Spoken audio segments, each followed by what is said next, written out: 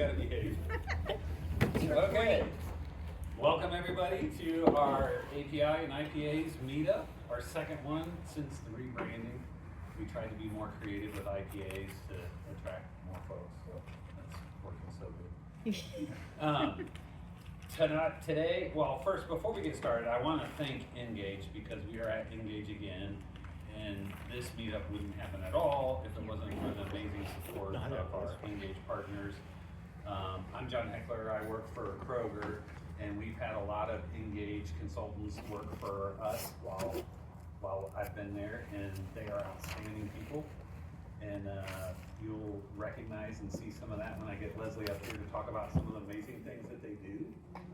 And other than that, do we have any local call-outs, any upcoming events? I do. Let's do that part. I do. I got a lot, well, I've got three to talk about. So, first of This is all, Leslie. this is me, I'm Leslie. And I don't think, I don't think everybody heard who Engage is, so sorry. yeah, you gotta Well, do who that. know? No. We're a that's what I meant. purpose-driven technology consulting company.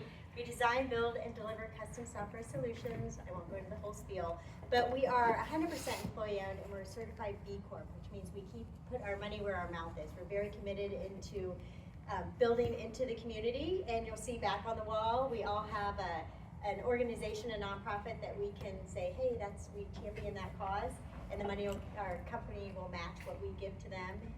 So we do a lot of really cool things. One of them is to support the local tech community, so that's why you are here.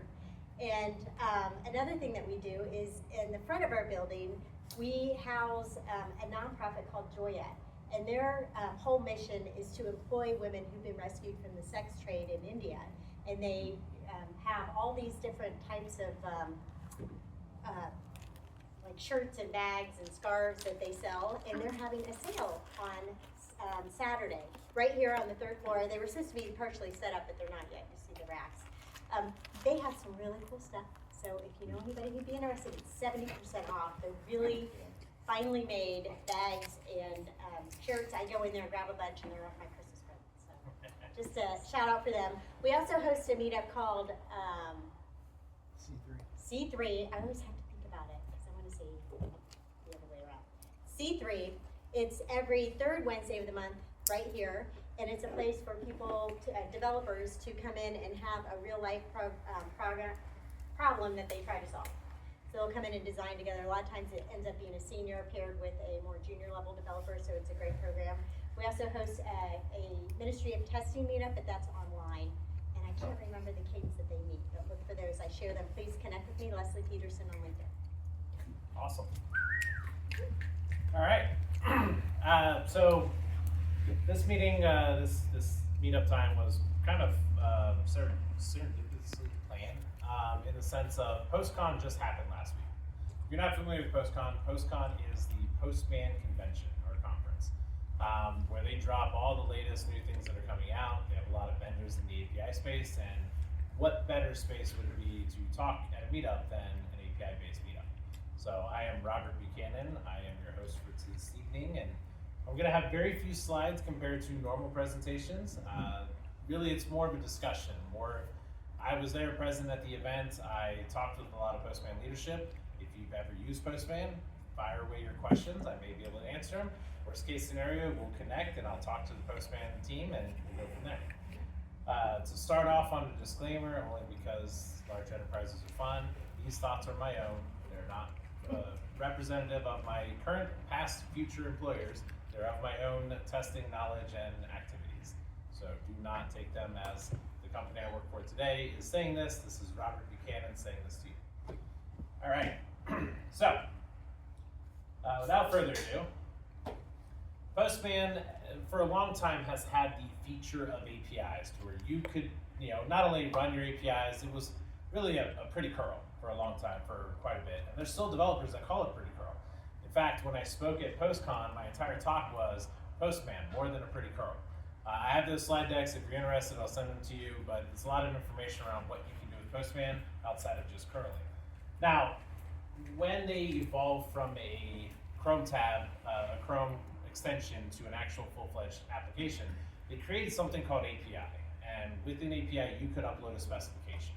that was just about what you could do with it. You could generate some collections with it, some mocks with it. It wasn't very intuitive. It wasn't very advanced either. Recently, they announced Spec Hub, which is taking that and revitalizing and revamping and completely changing what it can do. Now it can handle async API as well as RESTful APIs or open API specs. It can now do governance to where you can apply a style guide. One of the default style guides is Zolando's, which is a wonderful style guide to start with if you don't have a style guide. But I do recommend that you look over the rules and tweak them because some of them are interesting choices. As all style guides, you should own your look, taste, smell, feel for your company or for your project. But having a style guide is great because with the integration with validation and governance is the moment you create an API spec that is in violation or you change the API spec, it tells you. When you generate a collection, it tells you your collection's out of date. When you use that collection against a mock server and you change the mock, it tells you you're out of date. The moment you use that to call an actual live API that's coming back based on that spec and it's incorrect, you know that you screwed up your code or you haven't updated your spec, depending on what fence you sit on. But it gives you a lot of that feedback directly in the tool itself. The other thing that they've kind of changed, and this goes into some of their integrations I'll talk about later, is they really harped in on the collaboration aspect of Postman. They've had a Git-like interface for a while to where you can kind of sync up changes, you can fork, you can merge collections. Now they've kind of opened the sandbox and said full Git integration. You can pair it up directly with your repo, and it is more of a seamless transition than the partial bake that they had before. This means that as you change your specification, automatically syncs with a PR over in Git. You can confirm it, you can make changes, you can do a lot more things with it. It's actually a really good way to, if you're unable to use the network within Postman to store your APIs for a company, it's a really good way to sync your specifications to Git to use that as your inventory if necessary. But overall, they're diving deeper into start with the spec and generate a lot of your work from it. From a personal perspective, you can actually even do it, and they have a public collection out there, and I can drop a link if you all are interested. But there's a public collection that Postman created that if you start with the request side first and you create some mocks with sample data, you can actually point their collection to your collection and generate the open API spec and then put that into the system to where you can kind of start code first with the JSON payloads, generate your spec, because who likes writing an open API spec? It sucks. It's a terrible thing to write out in extent. But you're no longer starting with code first, like starting with your Java project or your Go product, and then having to create the spec, and then anytime you update that, you're breaking the spec because you're not comparing the two. You can now start with more of a mock first or design first, generate the spec, and then start the coding afterwards. The Spec Hub really helps facilitate a lot of that. Postman is launching, coming soon, the AI topic. You're actually going to be able to use your Postman client as an agent with the likes of most AI or MCP servers directly. You will get a user or an agent flow within it. There is a wait list for it, but as we saw live demos during the Postcon, they were able to connect to several MCP servers that were available and just really start coding up different connections with it and using the one tool that they need. Their play with this is one, MCP is a big thing. They have getmcp.dev they launched, which helps you build MCP servers, which is the multi-context protocol. It's how people are now talking. It's what ChatGPT is made on, of the UI of, I send in a message, it goes off with a contextual thing, come back. The whole ChatGPT thing came from, I believe, Primeagen, which is a YouTube streamer. He calls it ChatGPT and it just stuck. I love it. Stealing it. But agent mode is a benefit that if you're dealing with MCP servers, one, you can test like a consumer, what's my MCP server feel like if I'm using it in this way. But two, you can also then leverage the agent mode to connect to your workflows, which are already part of Postman, to really connect multiple different agents together or multiple different MCP servers together and chain off of each other to where I could ask OpenAI this, send the result of that to Sora AI, which generates a video, and that output gives me a file. Like, you can do a lot more integrations with it. But they are making it to where you can really turn it into an agentic mode with Postman and make it a better feel. API operations and insights. This was a fascinating one. I actually met the creator of this tool. It was actually another company, I believe the name was Aikido. They got acquired by Postman, and now she's the head of insights and operations of this. And this is her product. It's I'll get you the name. I don't want to butcher it though, because I will screw that one up without looking at it. But their team entirely around the operations space saying, hey, drop in this agent onto your containers, onto your Docker containers. We'll monitor your traffic as it comes in. They're going to do it side of request, so they're not going to be blocking to your request. They're just going to kind of sniff the traffic with eBPF rules or other ways to sniff the traffic.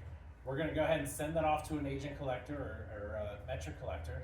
And then when you're inside of Postman, looking at your spec, looking at your request, you can see your operations. You can start getting alerts on it. You can start being notified directly in this one tool instead of this dashboard on the left, or go to this other tool, go to this operation panel. You now kind of pull it into one API ecosystem or one API development tool. Now, I'm not big on the whole let's have a agent that just automatically works. However, they're looking to, in the future, come out with SDKs, much like you do OpenTelemetry SDKs or whatnot, to where you control what it collects, how it collects, what it does, which would then give you more tailored experience and less magic of it collecting. But they do have right now, they're pushing a Kubernetes style sidecar or agent flow to where it just picks up on this information. There's loads of new integrations. They're taking this from just an API pretty curl or an API request system to really making it into a API ecosystem.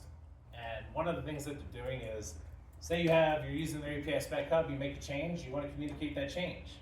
Well, unless someone logs into your workspace, and you may have 100 workspaces in an enterprise, how are they going to know about the change? Well, now you can broadcast it directly to Teams or Slack. It messages all that through. You can add it to where Teams and Slack can uncurl the message and give you actual sample code that people can see right away, versus, oh, I see a notification, let me click it, let me go view it. You can get more information directly in those with the right permissions from your enterprise. Some of the other things that are personally more fascinating is, one, I no longer have to go to Jira, if we allow it, to where I can integrate Postman into Jira. I don't have to go to their awful UI that they've changed 6 times now. I can just pull the Jira tickets directly into Postman, do the work, and move on with my life. And then also the security side, they now have a integration with Sneak, which is So Now You Know is the company name, or Sneak is what they go by, but they are a security tool that will scan your APIs. They will do security assessment testing or live testing, and they'll do a bunch of other code scans as well. You can now integrate your APIs directly in it, so it can scan your open API specs, your request collections for any vulnerabilities, the data that you're sending to and from APIs will come back with a security score, and it's all live within the tool. It calls out to their services. And then Pint is a company that I learned about, never knew about them before the conference, but they are taking security testing, your ethical hacking, to a different level. Burp Suite for a long time had a use a Postman collection, run a proxy, send the traffic through, and Burp Suite will do some ethical hacking stuff on it. Pint's taking the approach of, let's just put the narrative of, you're a developer, you don't really need to know security. We're going to scan your Postman collection. We're going to scan the mocks that you're doing, the request validation.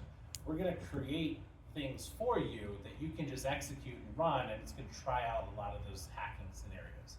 It's trying to allow the security shift left mentality without expecting every developer to be a security wizard or know how to set up Burp Suite, the proxies, to do this, to do that, all this other stuff. They're kind of making it a lot easier to get involved. Check them out, they're pretty slick. But then there's also, Postman's also starting to write up integrations with API gateways to where you can manage your entire API gateway directly in Postman. So as you have a spec, you can go through a workflow to push it up. They'll create the necessary pieces for you and really allow you to be smoother in that operation. That all sounds great from I'm a small company, or I'm a small team doing something with an API gateway, or I'm the API gateway team that is kind of governing this. Giving all your developers the ability to do that, just be aware that that poses a lot of security problems. So heads up if you use those types of tooling, but know that it is available. Speaking of Pint.io, it's really one of the callouts there is you can run it directly in Postman, run it with your collections, and again, it leverages traditional security things that Burp Suite would already give you, gives you the traditional OWASP protection, but also starts doing things against LLM APIs or MCP servers. It starts doing more context-aware testing, not just do you have a BOLA issue, a broken object level access control issue that OWASP defines, but more so of, well, if I have two users, what can I use to manipulate those two users to get the data I need? And really starts thinking differently with more context-aware solutions. From a security perspective, context-aware solutions, there's really only two that are excelling. One is Pint with their solution to test, and also Traceable, which was just purchased by Harness. No Name and No Name and Shape, but Shape defunct it to F5. I don't know where that product went. But they were trying to do context-aware, but they weren't really getting there. And then Salt's just kind of off. I don't even know what they're doing anymore. They're trying to be in the API security space, but they're not staying competitive with some of the other offerings. But if you're looking for context-aware, Traceable and Pint are kind of ahead in that solution. Traceable was created by the team that created AppDynamics, a performance monitoring agent like Dynatrace. So they know ecosystems pretty well. They made a pretty solid tool and understand the lower levels of that. But then we have, again, Pint, which is emerging as a new solution that kind of hooks in the developer in Postman to the security side. And finally, load testing. Postman does have a load testing tool. It's immature right now. It's getting there. I've given them hours of feedback. Had lots of conversation with the product team on that, going, what about this? How do I do this? What can we do here? But I am happy to hear that I use Gatling, and probably the second year it came out, it was a Scala-based load testing tool. I had to learn Scala to do it. I still have the 8-press book of Scala that I said, cool, I'm gonna learn this to understand how to write tests in Gatling so I can do large load tests. That project I wrote via Java. So wrote Java to SSH into a server to pull down the logs, to process the logs, to create a Scala load test file that I could load into Gatling so I could test real world production data that's been de-identified in a non-production environment nightly, all through Scala and Java. It was awful at the time. Now Gatling has TypeScript, JavaScript, Kotlin, and a few other SDKs, makes it a hell of a lot easier. And with their enterprise services and whatnot, they can really start integrating in your entire lifecycle. But the other benefit is they integrate with Postman as well. You can take a Postman collection, have it auto-generate your tests within Gatling, and kind of leverage it to start thinking about load testing in a different way. Gatling does actually provide, when they talk about virtual users, they get truly to virtual users because they're not, if you look at stuff like Artillery or other things, even Locust, which is a massive distributed testing tool, it doesn't create real virtual users. It reuses already persisted connections from the previous request. So you don't get a real volume of what virtual connections are, whereas Gatling truly has separation. Every single request that goes through is mimicking a live HTTP connection. It is not reusing a previously established one. So you have the handshake again, you have the entire workflow again, so you actually get a real summary of real users when you test through. That's the end. That was a lot of the big highlights. Now, question is how are you all using Postman today, and what can it do for you in the future? Because there's a lot of stuff coming to it, and there's more even coming from there. Yeah, what are your questions? I have two questions. Yep. One of them might be stupid. First question, is Postman open source? Postman is not open source. They started off as a Chrome plugin that you could kind of steal the source, but they were never open source. They've been, they do have personal licenses that you can get that give you limitations. You can pay for a pro license, which is affordable. I think it's like $12 a user per month. Then you can get more limits on it.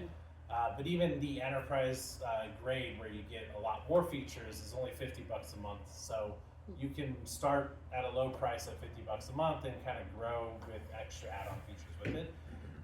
There are alternatives to Postman. I would caveat this with, I am part of the Postman Leader Program, which is much like a consumer advisory board with them. So my opinion on the alternatives are they compete in portions of what Postman does. They are not replacements yet because they're not doing the entire ecosystem. They're focusing on collections and runs, on testing, or on this. They're not trying to tackle the ecosystem that Postman is going after. Okay. And the second question, this is the one that might be a little stupid, but how well does AI and APIs, how well do they mesh together? So, AI and APIs, how well do they mesh together? Every MCP server or every AI type tool that is out there today has to use APIs to get the data. We are not, unless companies are doing very shady things, they're not allowing the databases to be directly mined by AI. They have to go through an API. Generally, you have to design that API to be efficient at what it's fetching, how it's storing the data, how it's creating the data, but you're still gonna put an MCP server, which is that, how do I make it talk AI, or how do I allow AI to talk to my data on top of it so it can be more conversational or more multi-context versus a straight up request response. And that's where MCP really shines, is it's trying to create more of that conversation between two systems that may not be directly speaking the same language, but more like, actually Kroger, I believe, I don't know if they're using AI behind the scenes, but I do know that there is a section on the developer portal that allows you to type in a question and it kind of responds with an answer. Under the hood, they're using the RESTful APIs after an MCP server, after an integration, but you can ask like, hey, where's the store? How do I make these calls? And it kind of spits out some stuff for you. So it still has to use the APIs they've built already. Okay. So as much as people say AI is the API killer, it's actually the APIs are the backbone of AI, the integrations, or MCP specifically. LLMs, different story, that's a whole, we're not saying APIs are directly affecting LLMs, but the whole chatbot or ChatGPT, all those require to be able to hit APIs. Okay. You guys like ChatGPT, huh? Love it. I love that name. So, question. Yeah, so so with these integrations, right, these tools for the security reporting, the performance reporting, do you know of any actual use cases of I'm curious about like the locus of control, like once you get these reports, who's reporting them? Where do they go? Who's deciding is that number good? Is this security thing good? How do you go from giving this to developers as a plugin to actioning that in the business? So I would say as of right now, in most enterprises I've been part of, caveat, I've not been part of startups that kind of do different things. Oh shit, I think I just hit restart now. We'll see. Sorry, 1 second.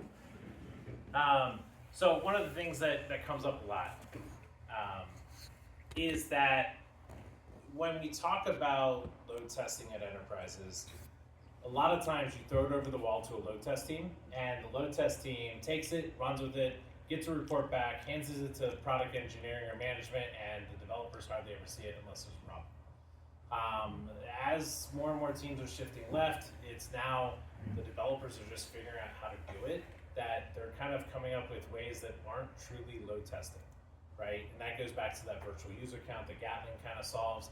It goes back to a few scenarios to where I run Artillery, which is a JavaScript tool. I say throw 10,000 requests a second.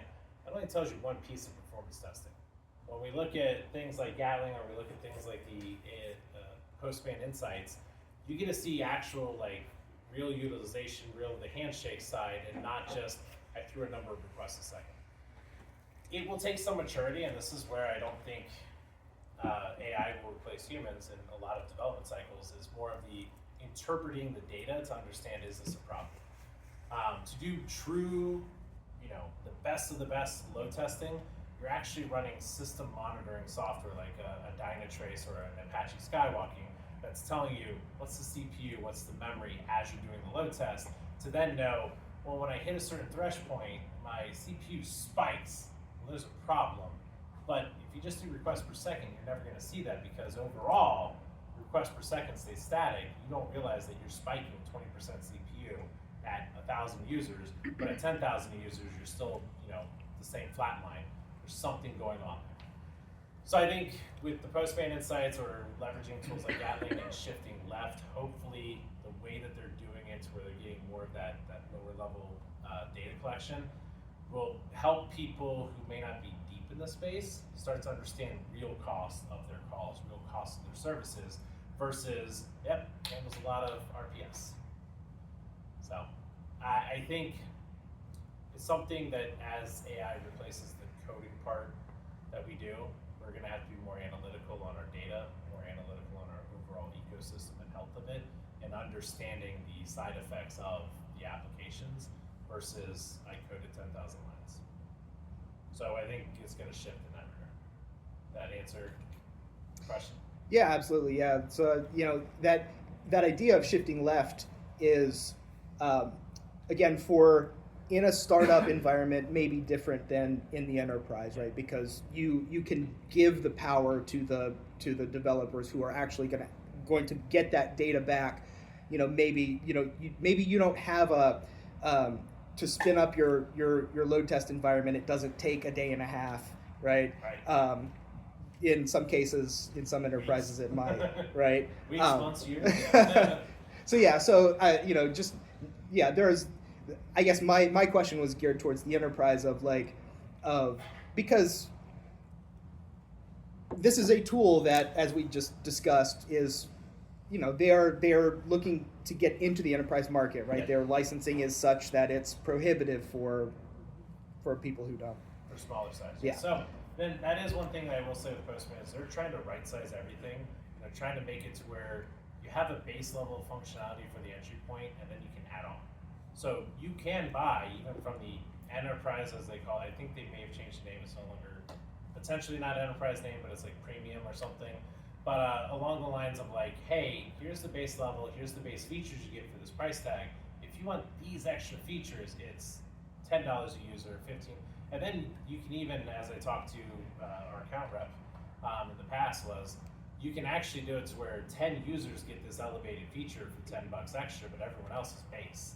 And you can kind of mix and match those price tags, that your price point is not static like a lot of tools, $1,000 a user. It can be like, hey, for 50% of our users, it's $500 a year. For the other 50% who are using the actual tools, it's $1,000. So you can kind of a la carte a lot of it and really ebb and flow with it. Now, they are also very gracious on their free limits. I was actually able to do my entire Postman talk using the free limits, just to kind of prove out that you can do this collection run. And I talked about Postman being more than a pretty curl. I covered a regulation like a CCPA GDPR where you could automate the fetching of data and request or doing the data privacy request policy. I did an example to where you could teach product managers to create a visualization for them that they quit asking developers the same question they ask all the time. They can now fetch the data themselves, right? And within those, I used the Postbot, I used the collection runner, I used all that. Do a full demo of those 3 use cases in the free tier, and it's pretty all right. I mean, I was heavily hitting it within a short span to make my presentation, but if I was averagely using it like I do today, I would probably consume maybe half to 2/3 of the free limits, unless I was really focused on an aspect at a time. So it's worth checking out even. And again, their alternatives are out there. I will gladly tell you those alternatives when I'm not recording.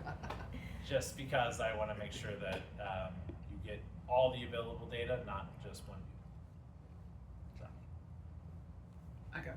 Okay. So we just went from personal Postman to enterprise, Postman Enterprise. Could you me. speak louder, just for the recording? Oh yeah, I'm being recorded. Oh golly. Okay. We just went from the private Postman to enterprise, Postman Enterprise, and they did a good job of finding and getting us to get our secrets, passwords, user IDs, and client IDs out of the requests. Yep. So that was great. They're all in the vault. does Pint or any of these other tools, let's sniff out PII, because I know that we have some, well, I'm not saying who we are, but Right. Yeah. there's PII and they're like driver's license numbers, Yep. socials. So Pint and Sneak both look for that type of data. They won't necessarily reject it or say it's a security flaw, because we'll face it, if you're trying to get that data or submit that data, at some point you have to see it in clear text, because we all know Java or client-side encryption, unless you're building a desktop application from one company to another, you kind of don't have, even if you do it in the browser, someone will see it in plain text. So there is scenarios where that plain text will still happen. They will flag it. They won't necessarily reject it or say it's a problem. It's more about you doing the context saying, yep, this one's bad, or hey, no, we know this is going to happen. We're going to go ahead and false positive this one. And it could be tailored to environment as well. Yes. For instance, those driver's licenses and socials are fictitious, but they're still Yep. driver's license socials. And it would be able to say, but in prod, I want to make sure that So, we're not really having real Within numbers. Sneak, I know you can write rule sets for different environments to say, hey, inside of here, do this, or depending on the repository or how it's scanning, you can even say, hey, ignore this rule when it's this, right?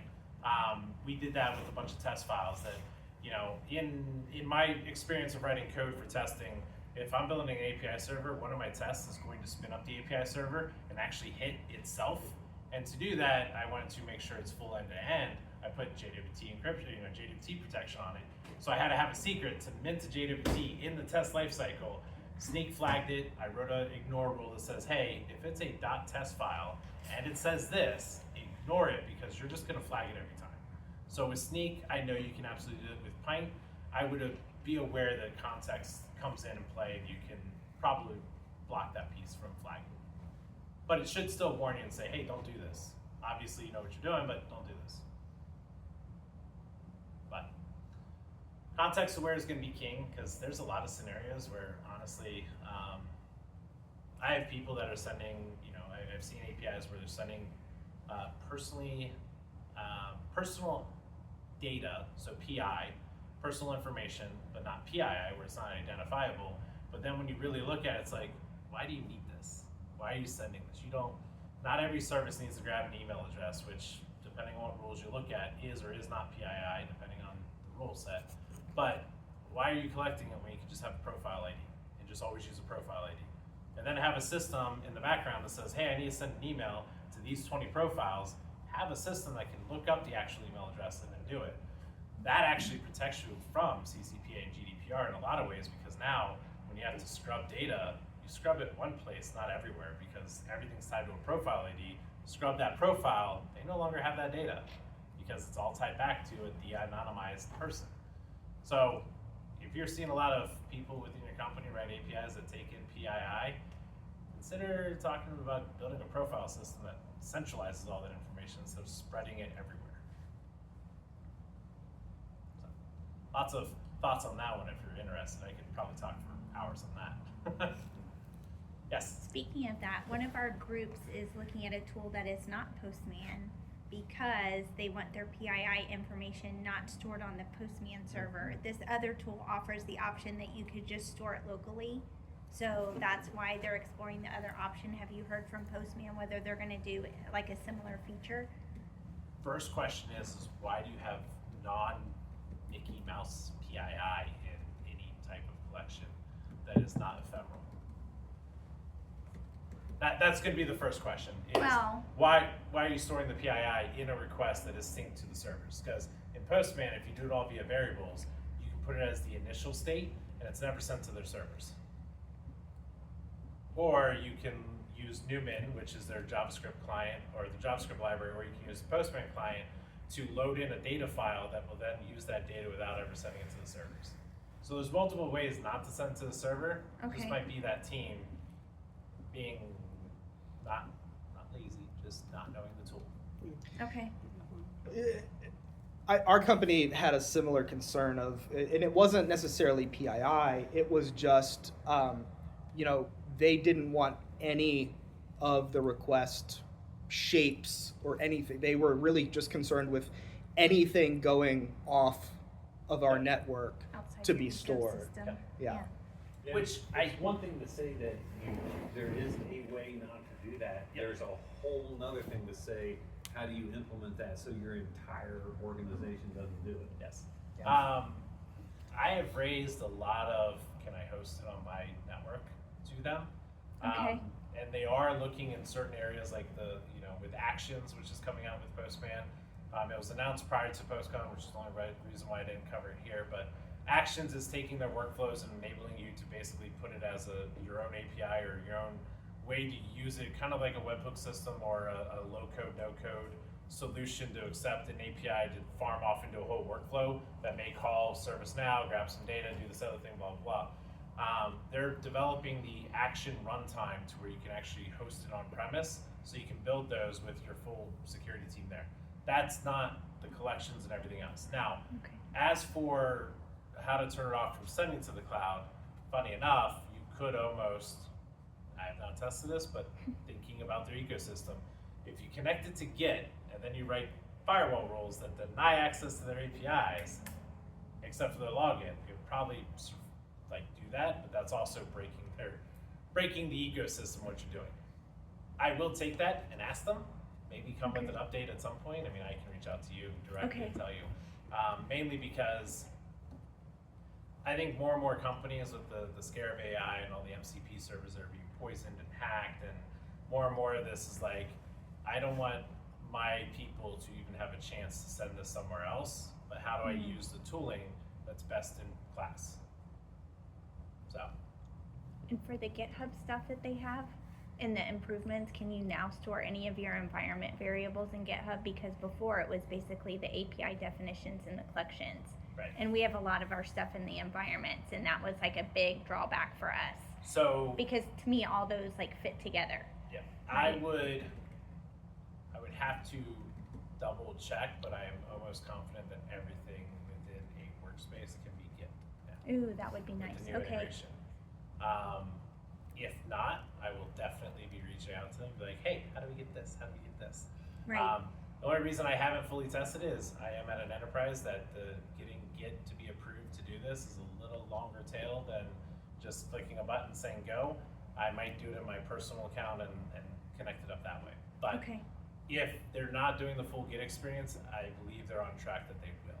Because Okay. again, they want it to be, the developer comes to Postman, does 90% of their work there as much as they can, obviously outside of coding the tool, or coding the actual API, but the design, the spec, the mock, testing, they want to try to grab all that, and the best way to do that is integrate it with Git completely, not a sub-fork of what they had.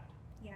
And I did notice they had like a Postman extension now for like VS Code or something Yes. where you can view it within. That was announced, Yeah, I that want to was say really- 6 months ago. You can do Postman directly in, and including Enterprise, because it wasn't available for Enterprise when they launched it. Yeah. Now So with that the was enterprise pretty one. cool. Yeah.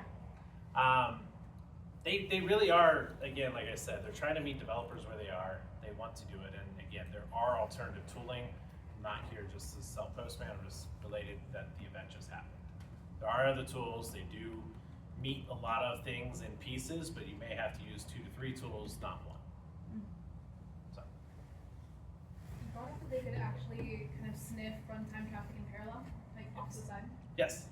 If they sniff that real traffic and find potential exploitation and fraud, do they have a way to connect to like a SIM or something to report that, or are you trusting developers to identify incidents? So their first set of insights is just getting operation values and being able to safely replay them, because they do have the ability, they do authenticate things, they do keep that stuff kind of locked away and to where somebody can't just sniff your line and see all that.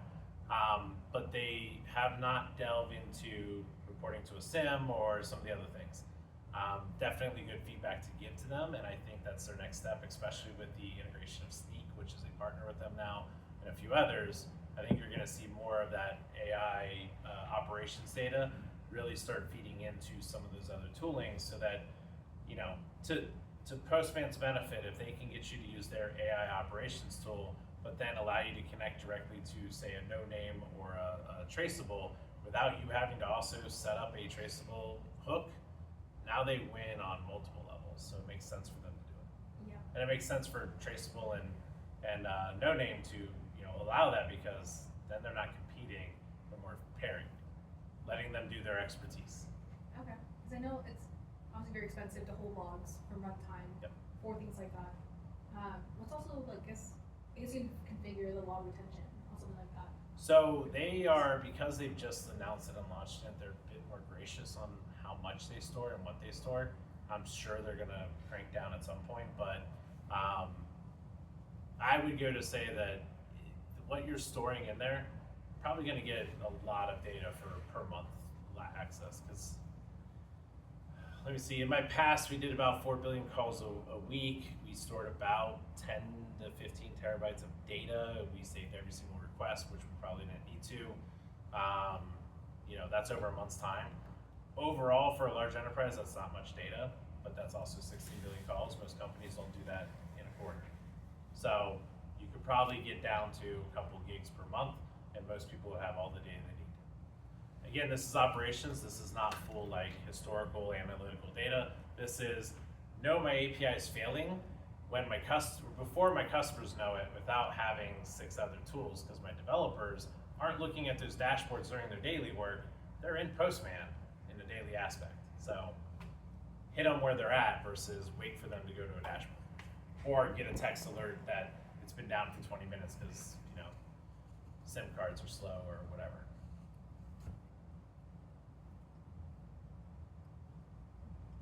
Questions? I'm just freaked out about these PII, but I think I'm good. I'm just looking at my stuff. Yeah. But so like I'll get a production incident. I'll take one of my dev things which has fictitious stuff in it, but Yep. it's still PII, right? MVR, for instance, we have driver's licenses. We've been given a pool of them that are these fake people. Still though, that's still data I don't know whether or not I want to keep. But if I have to do a production incident, I would love to be able to, by environment, restrict being able to save anything. I want to protect myself save myself from myself. So as in like, hey, for lower environments, I don't allow you to change the environment variables, or I don't For allow upper you ones, to. right? So I change a dev and Yeah. I change it to prod because I have an incident and I put in a DL, but I don't want to be able to save that. But I have to be able to test with it. You're saying there's a profile I can pass in to get that data in. So you in the environment selector, that has 2 values in the environment. You Yes, can have initial and then a current, Mhm. right? If you pass it in as current, it will never save. If you pass it as initial, it will save. You can, and I've done this in different ways, but you can actually have a collection that runs, say from a GitLab or a GitHub on a cron every hour on the hour, every 20 minutes, whatever, that pulls down that collection, pulls down that environment, wipes all the initial variables that you want to wipe away, and then resave it. That is a way you could do it. Interact with their Postman APIs, kind of do it in a monitoring sense. As for locking an individual one, I'm gonna send them that feedback because I would love that, actually. I would say, because I screw up and accidentally say persist all sometimes, and that wrecks everything I'm doing. I'd rather say, this is the initial state, don't override this, only use current. So, I'm gonna send it as feedback to them. So, I'll make sure that we get your name and tag them with it and say, so-and-so gave the feedback and we love it. I'll put my name on it. I mean, I'll submit it to them and Ask see him what for we a can do. friend. Yeah. But they have a great developer relationship group that, what was that? Send a bill. Yeah, I send a don't bill. think it's $10. So, but as for just PII in general, I will say that Postman does encrypt your data when it goes up. All they have is the encrypted data. They do decrypt it with your account. It is part of that whole flow when you log into the account. There is a mechanism that when they store it, it's encrypted at their side. So you're doing this with a lot of other companies too. A lot of people are like, oh, I don't want them to have the data unless there's like a really strong governance compliance of I have to be in a walled off garden. You're probably, most companies are giving out the data to a lot of people anyways. Well, if you're dealing with health data at all, then you have to get Postman to sign a BAA, which ain't easy. Yeah. So if you're doing in the health data stuff, again, that goes into the heavy regulation space. Banking. May not be the right tool, but I would also challenge Postman and give them the call out of like, how do you become the right tool if you really enjoy all the other benefits? Because other companies have done it, they can easily do it. They just have to have enough customers say, I need it. Well, one of the tools we were looking at, Insomnia, does that. You have an option whether you want to store everything locally or store it on the server, or they had an option that you could customize it, Yep. which was kind of nice. So, and I'm sure that's how the competition will pick and choose how they win customers over, is Based find off a certain void features, yeah. and target that. But if they see enough people leaving for those reasons, or they get enough feedback, they will probably implement something along those same lines. Now, I do know with environment variables and things like that, you can integrate with things like Azure Key Vault and Google Private and HashiCorp vaults, so that all of it's based on your permission to those vaults. Have you tried the new Azure Key Vault that they deployed through Postman? I tried doing Azure Key Vault, and Okay. I'm still waiting on my cloud team to approve it. Oh, okay. But I did do it with my personal stuff, and it does work. Because the way we did it initially with them when they were developing it, and then when they actually released it, was completely different. Yes. Because we were using ours, I wanted to use it as an environment variable. You can't do that with the way they implemented it now, so my use case is completely not supported. So I was like not very happy with that. So you had it in a vault, but you can't use it. Well, the way they did the vault now, because I think you connect, it's almost like its own environment. And what I wanted to use is the secret was an environment variable. Well, I can't reference the environment variable that I wanted to use in the actual Azure Key Vault environment. You can only do it with local variables. In our specific use case, we were storing our stuff for our access tokens in that environment variable. Right. And now the one use case we wanted it for, it doesn't support. Huh. Because before you were actually referencing the Azure Key Vault from the actual environment. And now the way they did it, the Azure Key Vault is almost like its own environment. Interesting. Yeah, It doesn't necessarily answer that problem. Right. But have you looked at the Postman vault, which is local to you, that you could technically get the environment variable from the key vault, save it to your local vault, use your local vault in the environment variable. yeah, I haven't done that way. It It's was a little just bit of a workaround, surprising, 'cause but yeah. I We think- worked with them so much on doing that, right, for Kroger. And then when we actually got the final thing, it was like completely different from anything we beta tested with them. So it was a bit, yeah, jarring. Yeah. yes. Now I do think their vault thing is much like storing things to get. They're looking to, if you choose vault, you're using vault for everything, Right. right? Versus I'm using it for this value. It could be Which a we only miscellaneous wanted to use it for our secret value, things, yeah. because other things to us is just like IDs, right? Right. Like nobody's gonna know what my API key is, right? It doesn't make any difference. But the other stuff was like yeah, our like client usernames ID and and passwords. secret that you're Yep. actually going to put in there. Yeah, Yep. totally makes sense. So, and I mean, you guys are bringing up a lot of use cases that maybe alternatives have solved, but it also means that Postman's not perfect. Not saying it is. There are alternatives. Right. Evaluate your use case. I will say, and I said this in my my talk when I spoke, it's the only tool that I've consistently grabbed for a decade. My IDEs have changed, my where to go, Stack Overflow versus this versus that, my testing tools, my languages, everything has ever changed. I've been using Postman ever since it came out as a Chrome extension over 10 years ago. It's pretty consistent. It's too expensive. You said IDs. Can I ask a question? Between when I left my house and I got here, I got a team from my boss says I'm growing to like HTTP files. A lot of devs use them exclusively in IntelliJ and don't use Postman. So as far as Postman with, and I get the integration in the IDE, that's nice. Yep. As far as Postman goes, does it integrate into any? No, not even but VS Code. IntelliJ, but So VS Code has a Postman plugin. You do it, it's now directly in your VS Code. It's another tab inside of VS Code. okay. If you connect your Postman directly to your GitHub, you can pull it down just like that and run it. If you have the Postman client and you have a Postman collection local, you can run it in the terminal that's in your IDE. So there are ways to do it. Now, I will say the HTTP file, in that regard, I don't recall if the current HTTP file spec has full-on testing, but I would say that, again, you're going from Postman as a pretty curl is a way to get a GUI, and it's a way to not have to remember all the flags and whatnot. Same with HTTP files. I can do simple testing, blah, blah, blah. Well, what happens when it works on your machine but not your friends? Now you have to debug the local. You have to debug a hell of a lot more because you may not have an environment variable set in that IntelliJ, thing, or hey, I'm using VS Code and not Intelli. Like, there's a lot more variables there that could be missing or not set up. That's where having an ecosystem kind of helps out. Right, wrong, or indifferent. There's many ways to do it. That's just some of the problems that we found. And initially, we were literally, when I first started using Postman at an enterprise company, we were on Postman Pro. Somebody would make a change, they'd export the collection, send it over Teams or Skype at the time. They would import the collection, and that's how we were syncing, because it was not syncing fast enough or not doing the right stuff.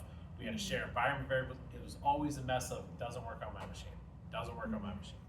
Tracking the changes, doing the forks, doing the merging, people can have their own versions. It helped a lot with it always works versus it works on my machine. And that's generally the argument is consistency. It just works.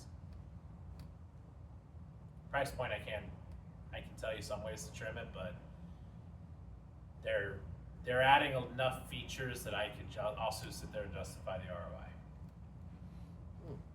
If you're using the features, if you're using it as a pretty curl, ROI is not there. Just calling that out. If you're using it for all the tools it offers, the ecosystem, ROI is there. Time for one more question. Okay. What do you got? Oh, I don't have it. That's the question. One more question. You have to ask it. What are you doing tomorrow night? That's my question. I don't know. Probably writing. Yeah, writing your book. I used to play in a D&D campaign, but since I started publishing a second book, I've been dedicating all my free time to writing. So it's been That's good. good and cathartic, but at the same time exhausting and stressful. So, Big ChatGPT you all right.